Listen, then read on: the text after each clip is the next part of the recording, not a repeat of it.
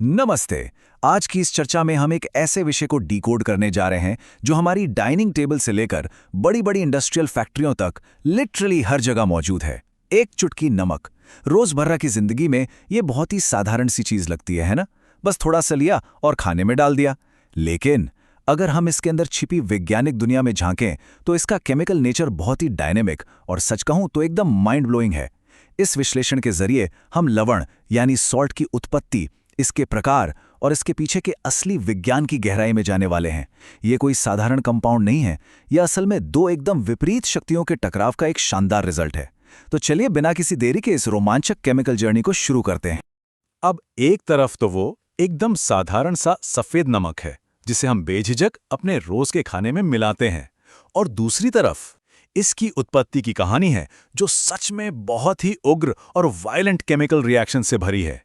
मतलब जरा सोचकर देखिए, एक ऐसी धातु जो पानी के संपर्क में आते ही फट जाती है, मेरा मतलब है सोडियम, और एक ऐसी गैस जो बेहद जहरीली है यानी क्लोरीन। जब ये दोनों बेहद खतरनाक तत्व आपस में टकराते हैं तो क्या बनता है? जीवन के लिए सबसे सुरक्षित और जरूरी चीजों में से एक, हमारा नमक। इतने आक्रामक इतिहास वाले रसायनों से एक इतना शांत और सेफ कंपाउंड तैयार होना, ये अपने आप में एक बहुत बड़ा कॉन्ट्रडिक्शन है, और यही वो चीज है जो केमिस्ट्री को इतना फैसिनेटिंग बनाती है। तो चलिए इसे थोड़ा गहराई से समझते हैं। विज्ञान की भाषा में इस कमाल के प्रोसेस को न्यूट्रलाइजेशन रिएक्शन या उदासीनीकरण प्रतिक्रिया कहा जाता है। ये डेफिनेशन ना केमिस्ट्री के सबसे बेसिक और ज़रूरी सिद्धांतों में से एक है। होता कुछ यूं है कि जब एक एसिड और एक बेस आपस में मिलते हैं तो वो एक दूसरे के इफेक्ट को पूरी तरह से खत्म करने की यानी न्यूट्रलाइज करने की कोशिश करते हैं।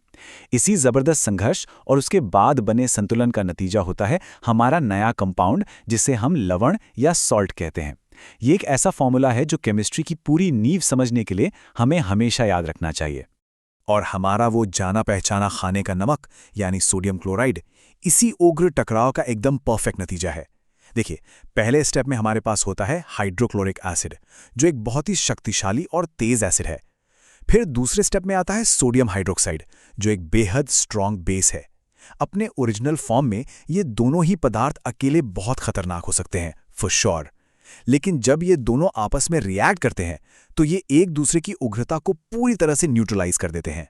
और फाइनली तीसरे स्टेप में हमें मिलता है सोडियम क्लोराइड यानी NaCl, एकदम सेफ स्थिर कंपाउंड जो हम सबके घरों में मौजूद है। अब यहाँ पर एक बहुत ही आम धारणा बनती है और एग्जाम्स में ये सवाल अक्सर घुमा फिराकर पूछा जाता है।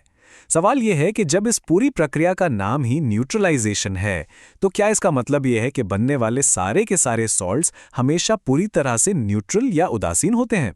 क्या उनका प्रभाव हमेशा जीरो होता है? सुनने में तो बिल्कुल ऐसा ही लगता है, राइट? लेकिन विज्ञान में चीजें हमेशा इतनी सीधी नहीं होती।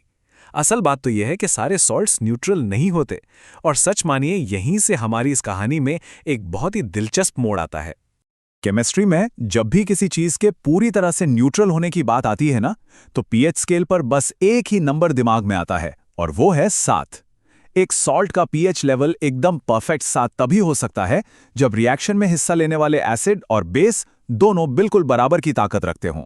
इसका मतलब है कि जब एक बहुत मजबूत एसिड एक उतने ही मजबूत बेस से टकराता है, सिर्फ और सिर्फ तभी उनका प्रभाव पूरी तरह से शून्य होता है, और तब बनता है एक परफेक्ट न्यूट्रल सॉल्ट, ठीक हमारे सोडियम क्लोराइड की तरह। लेकिन रियल लाइफ में ये लड़ाई हर बार बराबरी की तो नहीं होती। अब इस स्लाइड के बारे में जो सबसे दिलचस्प बात है वो ये है कि जब ये लड़ाई बराबरी की नहीं होती तब 3 बहुत ही बेसिक नियम काम आते हैं। बनने वाले लवण का फाइनल नेचर इस बात पर डिपेंड करेगा कि ओरिजिनल एसिड और बेस कितने स्ट्रांग थे।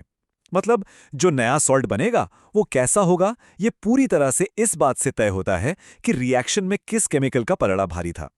ये कोई रैंडम संयोग नहीं है, बल्कि एक पक्का केमिकल रूल है जो हर बार लागू होता है। तो सबसे अहम टेक अवे यह है कि सॉल्ट का नेचर हमेशा उसके पेरेंट केमिकल्स की ताकत पर ही टिका होता है। इस पूरे प्रोसेस को ना आप एक रस्साकशी के खेल की तरह विजुलाइज कर सकते हैं।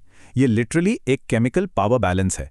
यहाँ एसिड और बेस दोनों रस्सी को अपनी अपनी तरफ खींचने की पूरी कोशिश कर रहे हैं।